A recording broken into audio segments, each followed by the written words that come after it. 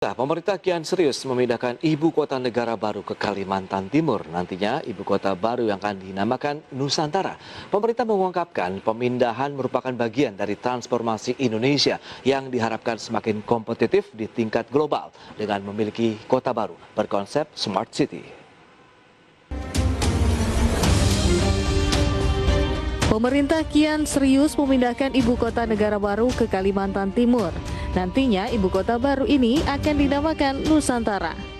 Nusantara sudah dikenal sejak dulu dan ikonik di internasional, mudah dan menggambarkan kenusantaraan kita semua, Republik Indonesia, dan saya kira kita semua setuju dengan istilah Nusantara itu. Demikian Ketua, terima kasih.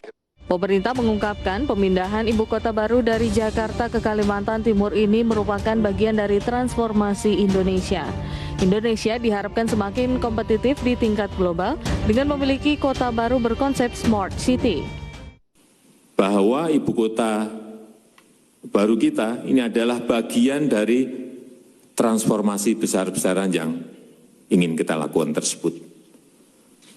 Pembangunan ibu kota baru ini bukan semata-mata memindahkan fisik kantor-kantor pemerintahan.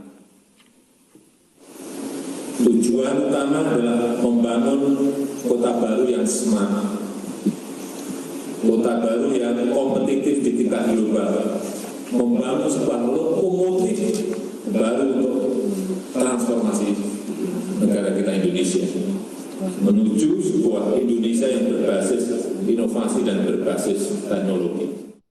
Sementara itu, Menteri Keuangan Sri Mulyani mengungkapkan ada 5 tahapan untuk pemindahan ibu kota baru. Untuk tahap awal akan dilakukan pembangunan infrastruktur utama seperti Istana Kepresidenan, gedung DPR MPR, dan perumahan, termasuk pemindahan 500.000 pegawai negeri sipil kementerian dan lembaga. Juga telah disampaikan bahwa tahapan untuk pembangunan dan pemindahan ini terdiri dari 5 tahapan. Mungkin tahapan yang paling kritis sesudah undang-undang dibuat adalah tahap pertama, yaitu tahun 2022 ini hingga 2024. Seperti diketahui, sebelumnya Dewan Perwakilan Rakyat Republik Indonesia telah resmi menyetujui rancangan undang-undang tentang ibu kota negara menjadi undang-undang. Dengan demikian, pemindahan ibu kota dari Jakarta ke Kalimantan Timur bisa segera dilaksanakan. Jakarta, Tim Liputan IDX Channel.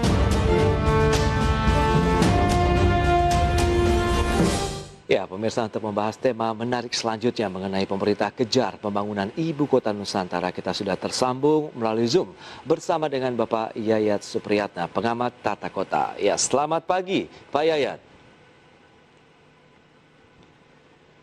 Ya, halo. Halo, selamat pagi, Pak Yayat. Halo, selamat pagi. Iya. Iya, salam sehat, Pak. Alhamdulillah. Ya, terima kasih atas waktu yang disempatkan. Ini menarik begitu ya, pemerintah nampaknya memang segera mengejar ini proses pembangunan ibu kota negara baru di Kalimantan. Bagaimana tanggapan Anda sejauh ini begitu, dan sejauh mana juga Anda melihat kesiapan pemerintah dari pembangunan fisiknya? Ini berarti memang satu tantangan pemerintah harus berpacu dengan waktu. Karena menargetkan tahun 2024, itu otomatis hanya tinggal 2 tahun lagi. Dalam konteks 2 tahun atau 2 tahun lagi, karena diperkirakan pada Agustus tahun 2024 kita mulai pindah dalam konteks ada upacara di sana, 17 Agustus.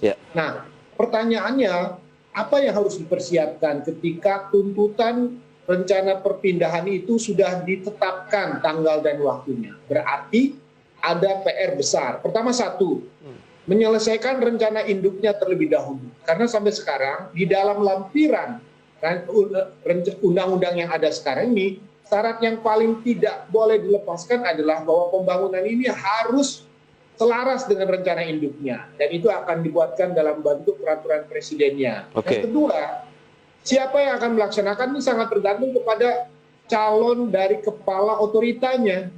Lembaga otorita ini adalah lembaga yang paling bertanggung jawab untuk mempersiapkan dalam perencanaan sampai dengan pembangunan fisik. Baru faktor yang ketiga itu adalah faktor pembiayaan. Otomatis memang ketika rencana pemindahan atau undang-undang ini ditetapkan, ada dilema yang menjadi persoalan besar di kita, yaitu masih ada ancaman pandemi yang diperkirakan akan juga mempengaruhi pembiayaan pembangunan. Otomatis dengan kondisi situasi seperti ini, maka saran saya adalah pemerintah harus tegas skala prioritasnya apa yang harus dilakukan terlebih dahulu. Misalnya contoh, pemerintah harus berani menetapkan penyelesaian infrastruktur dasarnya lah. Tidak mungkin membangun sebuah ibu kota tanpa menyelesaikan infrastruktur dasar seperti pembangunan jalan, pelabuhan, ataupun prasarana dan sarana pendukung lainnya. Yang kedua, kita bekerja dengan tenggat waktu. Berapa fasilitas pembangunan yang khususnya akan dibangun di sana selain Istana Presiden? Kantor kementerian yang akan segera pindah, kementerian apa saja? Otomatis ini kan menjadi perhitungan besar. Selain kantor pemerintahan yang juga harus dipertimbangkan adalah terkait dengan daya dukung, dengan kebutuhan dari ASN, seperti tempat tinggal, fasilitas rumah sakit, pendidikan, dan faktor-faktor lainnya.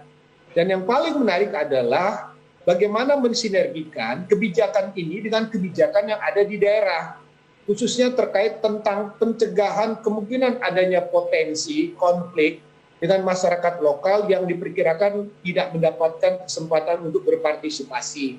Otomatis pembangunan ini pasti akan mengundang banyak orang datang, banyak pencari kerja, dan yang menjadi masalah besar adalah apakah terjadi kemungkinan relokasi atau pemindahan penduduk dan masih ada tidak sengketa masalah pembebasan tanah.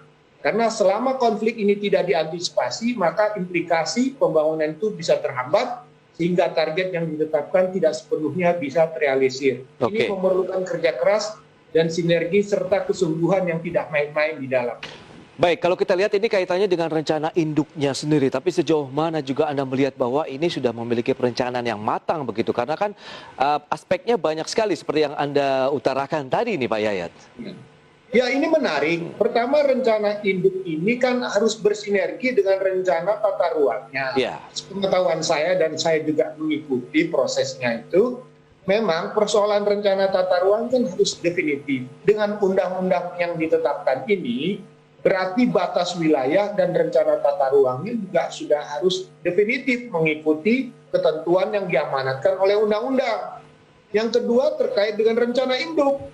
Rencana induk ini banyak sekali sektor yang terlibat di dalamnya, mulai dari aspek infrastrukturnya, yang khususnya nanti bagaimana pembangunan jaringan jalan, jaringan kereta api, pelabuhan, bandara, maupun utilitas lain pendukungnya.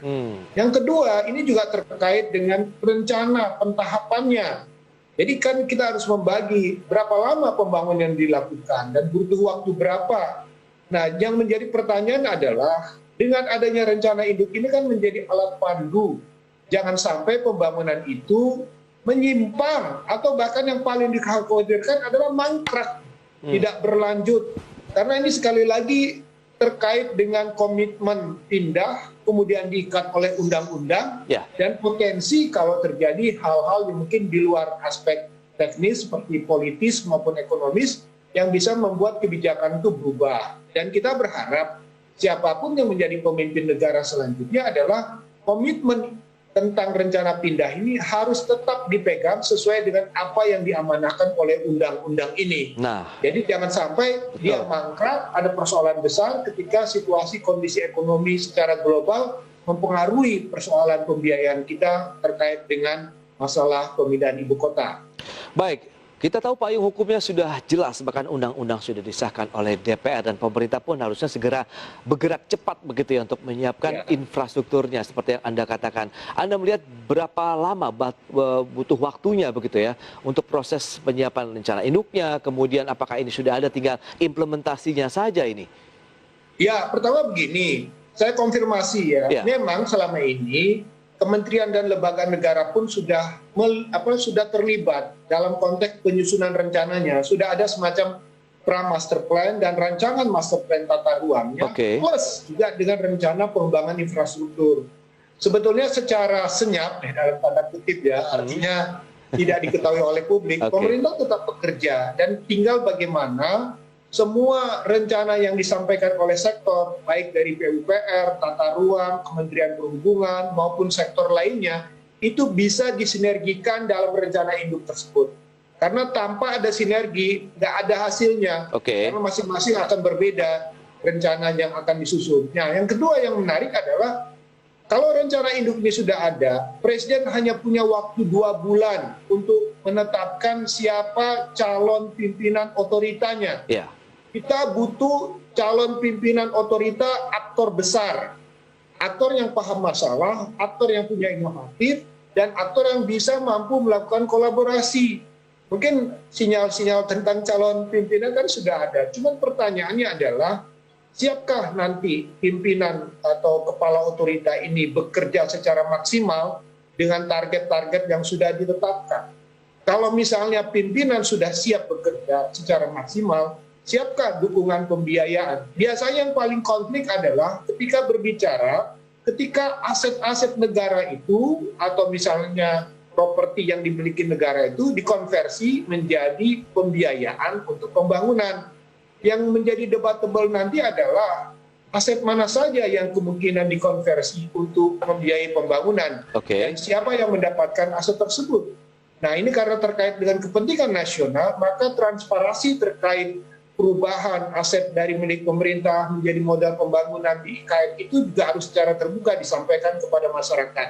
Nah, yang ketiga adalah, kalau nanti misalnya pun sudah ada pimpinannya, maka yang paling penting adalah target pencapaian skenario pentahapannya.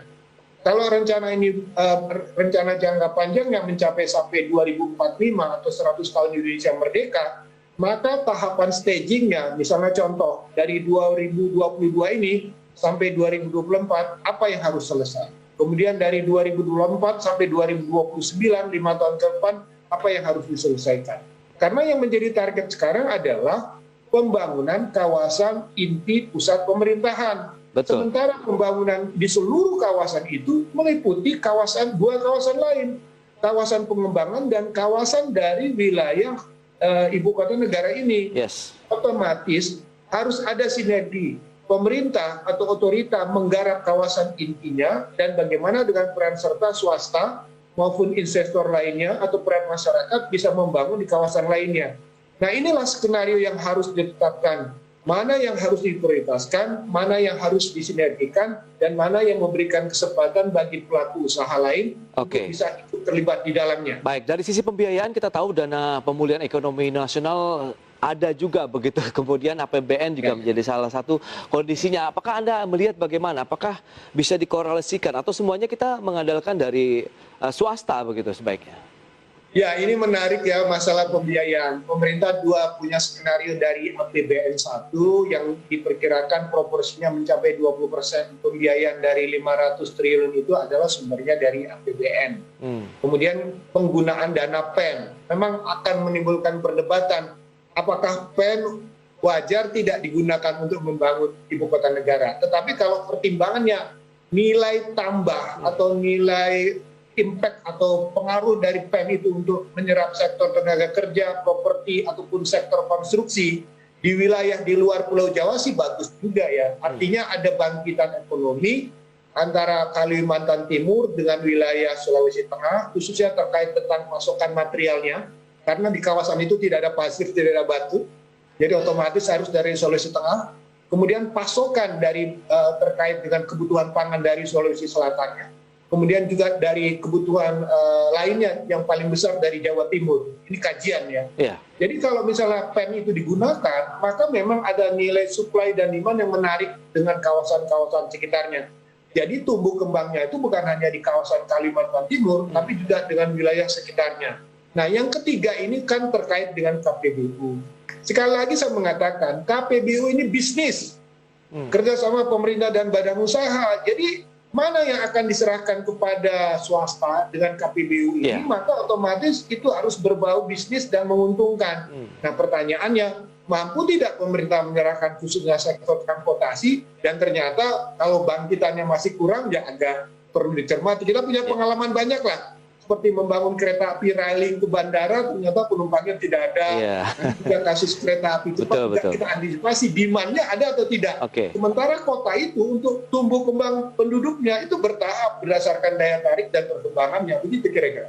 Betul, tapi kalau kita lihat dari konsep tata ruang, tata wilayah sendiri, menurut pengamatan Anda ini, Pak Yayat, bagaimana? Apakah memang sudah sesuai?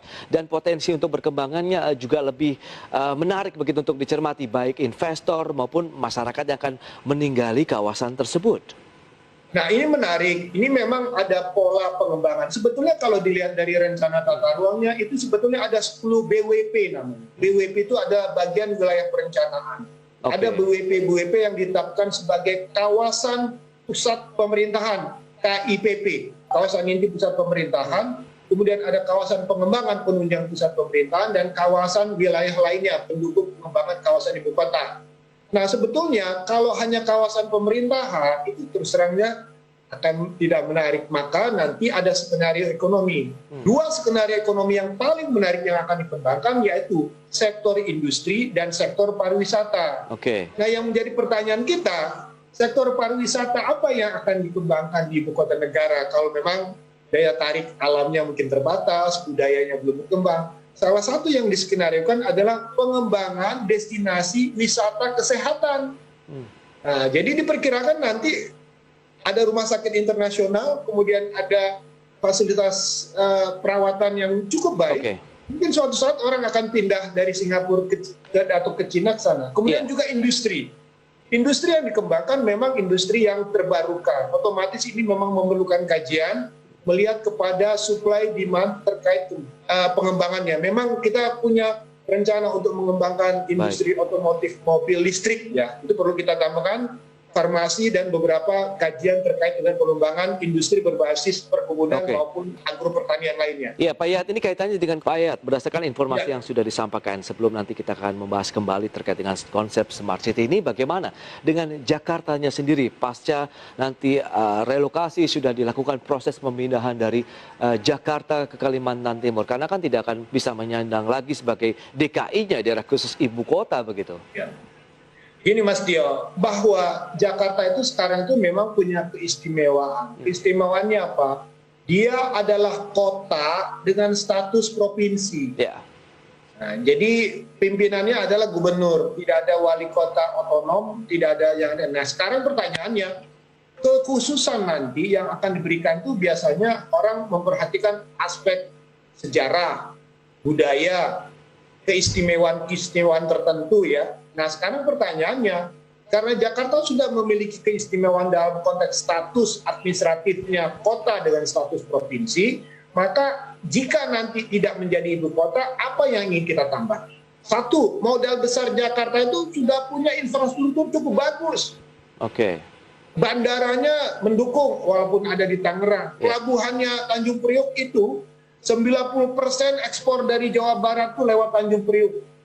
Integrasi transportasi dengan adanya LRT, MRT, jalan tol itu sudah menyatukan. Nah, saya mengusulkan bagaimana Jakarta itu kekhususannya bisa ditingkatkan sebagai koordinasi pengembangan wilayah Jabodetabek. Karena kan banyak juga orang Bekasi tapi merasa orang Jakarta, orang Bogor, orang Jakarta, Depok. Nah, pendekatan terintegrasi ini penting, khususnya nanti misalnya dikhususkan pada 5 pengembangan sektor yang bisa membuat Jakarta memiliki semacam badan koordinasi yang bersinergi dengan wilayah sekitarnya. Misalnya contoh untuk transportasi, aspek pengolahan sumber daya air karena masalah banjir, kemudian aspek perumahan permukiman, lingkungan, tata ruang, dan sebagainya. Dan ini kan bisa disinergikan dalam konteks mensetarakan posisi Jakarta dengan tetangga kiri kanannya. Jadi mohon maaf ya, sekarang kan ada ketidaksetaraan nih. Jakarta provinsi, kemudian ibu kota. Sementara tetangga kiri kanannya kan cuma kabupaten dan kota. Jadi ada merasa ketidaksetaraan status, ketidaksetaraan pembiayaan. Nah, disinilah khususnya untuk mensinergikan pembangunan itu, Jakarta perlu diberikan keistimewaan misalnya dalam hal pengelolaan sumber daya dan pengelolaan pembiayaan. Kekhususan itulah yang menjadi sebuah daya tarik. Misalnya contoh, untuk merawat, menjaga infrastruktur dan kota yang memang terancam ke depan karena masalah bencana, kita mendorong bagaimana Jakarta diberikan insentif kekhususan untuk mendapatkan sumber-sumber pembiayaan lain yang bisa menjadi daya ungkit Jakarta tetap bertahan sebagai kota ekonomi, kota perdagangan, dan pusat bisnis Indonesia. Nah, yang kedua yang juga perlu kita perhatikan adalah bagaimana Jakarta pun bisa menjadi hub internasional dalam konteks super hub ekonomi. Oke. Nah, Jakarta kita dorong untuk bisa setara menjadi super hub bagi perdagangan internasional. Jadi kebebasan, keleluasan itu yang diberikan secara sepenuhnya. Sekali lagi memang akan ada pengaruh perubahan di Jakarta dengan pemindahan ibu kota, misalnya pada sektor di aspek MICE ya, Oke, Pak. insentif, conference ya, yang pariwisata. Karena Baik. selama ini sektor perhotelan atau industri pariwisata di Jakarta sangat terbantu dengan adanya pusat pemerintahan di sini. Oke. Nah, kalau misalnya tidak ada, maka kita perlu memikirkan pusat pemerintahan yang akan sekarang itu harus dibagaimanakan. Maka satu-satunya cara adalah merevitalisasi kawasan pusat pemerintahan itu menjadi suatu zona bisnis atau zona perdagangan jasa yang memang diberikan hak-hak tertentu. Dan otoritas itu sebaiknya memang diberikan kepada pemerintah daerah Jakarta dengan kekhususan tertentu. Itu dia, berarti memang ada koordinasi dengan wilayah penyangganya begitu ya Pak Yayat. Dan kembali lagi kita bicara mengenai ibu kota negara baru begitu dengan Jakarta yang ada katakan infrastrukturnya sudah oke, memadai begitu. Sementara bagaimana dengan pengembangan ibu kota negara baru, smart city yang diangkat konsepnya ini? Menurut Anda bagaimana? Nah, ini menarik untuk mengembangkan ibu kota negara baru ya. Yang perlu kita cermati adalah kota baru IKN itu punya IKU, indeks kinerja utamanya. Nah, khususnya di sektor transportasi, dia punya standar. Misalnya, kemana-mana bagi pejalan kaki, 5 menit, 10 menit harus sampai kepada transportasi tertentu. Kedua, kemana-mana tidak boleh macet. Pernyataan itu akan berpengaruh terkait pilihan teknologi transportasi. Nah, pilihan teknologi transportasi itulah yang berimplikasi kepada teknologi baru apa yang kita terapkan dalam pengembangan transportasi. Yang kedua, berbasis digital. DKI, ibu kota baru ini, kalau misalnya untuk mengurangi cost dengan pola yang selama ini orang menggunakan pertemuan secara langsung, maka dengan teknologi mungkin suatu saat koordinasi dengan kemajuan teknologi itu akan lebih mudah dan lebih cepat. Maka backbone dengan namanya infrastruktur digital itu merupakan kekuatan besar. Nah, yang terakhir yang menarik adalah kota ini harus menggunakan namanya teknologi terbarukan. Teknologi terbarukan itu otomatis harus berbasis listrik, bebas polusi, dan memang betul-betul mengedepankan sebuah kota masa depan, smart city. Smart city itu bukan arti dalam arti sekedar wifi-nya, tapi smart teknologi berbasis untuk merubah birokrasi, pelayanan kesehatan, pelayanan pendidikan, atau pelayanan lainnya. Jadi dengan demikian, smart city itu bukan sekedar ada internet, bukan. Tapi merubah struktur ruang kota itu untuk membangun budaya baru. Budaya baru itu apa? Mengukur kepada kecepatan, efisiensi, nilai tambah yang memberikan manfaat bagi kemajuan kota. Proses pembangunannya sendiri Pak Yayat, bagaimana dengan daya serap tenaga kerjanya untuk membangun konsep smart city sendiri di IKN tadi? Nah, ini menjadi tantangan bagi kita ya, karena terus terang saja pembangunan konstruksi itu, apalagi dengan menggunakan teknologi terbarukan dengan standar kota masa depan, itu memerlukan keterampilan tenaga kerjanya. Memang harus diakui di wilayah setempat sangat terbatas tenaga kerjanya. Yang punya pengalaman bangunan konstruksi besar itu rata-rata dari Jawa. Yang bisa bangun konstruksi elevated, jalan tol, gedung-gedung besar, semuanya ada di Jawa. Nah, itulah persoalannya. Rekrutmen tenaga kerja itu mau tidak mau pasti mendatangkan dari daerah luar. Nah, kedua, bagaimana dengan tenaga lokal? Maka harus ada kebijakan afirmatif, keberpihakan. Tapi untuk mengejar kesetaraan itu saran satu-satunya adalah melakukan pelatihan. Jadi tenaga lokal harus di-upgrade sejak sekarang. Jangan sampai ketika ada rekrutmen tenaga kerja, tenaga lokal tersisih karena spesialisasinya tidak terpenuhi. Itu PR paling besar, Oke. supaya tidak ada konflik sosial. Nah, bagi kita yang memang memahami persoalan ada gap tentang masalah tenaga kerja, saran saya adalah antisipasi itu. Buat kebijakan mana, misalnya kontraktornya datang, ingin bangun jembatan Baik. atau jalan yang elevated, layang, gedung-gedung tinggi, pasti tenaga kerjanya dari Jawa. Oke. Saya bukan bohong partija. Iya, iya. Oke, tapi kalau kita Atau bicara dari luar, inilah yang harus kita sikapi, Iya, kehati-hatian betul, itu. betul. Tadi sehingga tidak ada friksi begitu ya diharapkan dengan masyarakat lokal. Tapi kalau kita lihat targetnya sendiri, bagaimana? Pemerintah sendiri mencanangkan sekitar 15 sampai dengan 20 tahun begitu kalau tidak salah ini Pak Yayat. Anda melihat bagaimana optimisme untuk bisa mencapai secara keseluruhan ya pembangunan dari KN-nya? Ya, pertama begini, harus ada skenario dalam arti skenario percepatan. Oke. 5 tahun pertama atau 3 tahun pertama adalah periode kritis. Nah, pertanyaannya kan bagi kita, di mana tingkat kekritisan tersebut? Apakah, mohon maaf ya, karena mengejar priorisasi kepresidenan, kita juga tidak tahu, Oke. atau mengejar target tahun 2024, sehingga punya implikasi, karena target itu bisa menjadi constraint dan menjadi enabler.